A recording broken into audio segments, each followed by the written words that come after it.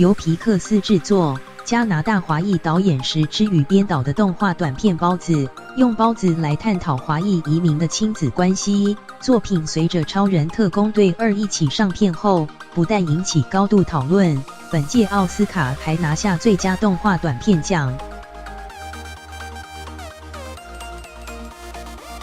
蒸笼里白白胖胖的包子突然长出手脚，变成一个会哭会笑小男孩。这是由皮克斯制作、加拿大华裔导演石之宇编导的动画短片《包子》。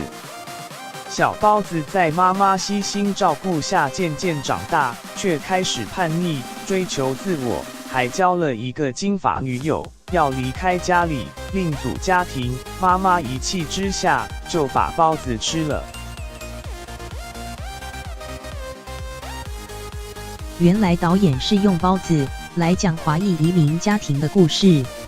包子导演石之宇，我也想在这部短片中加入一点自己的故事，探讨过度保护的父母与孩子之间的关系，用包子象征这段关系。身为华裔移民第2代，石之宇选择用拟人化的包子当作主角，因为他认为食物在中华文化中占有很重要的角色，也是华人父母用来表达爱的方式。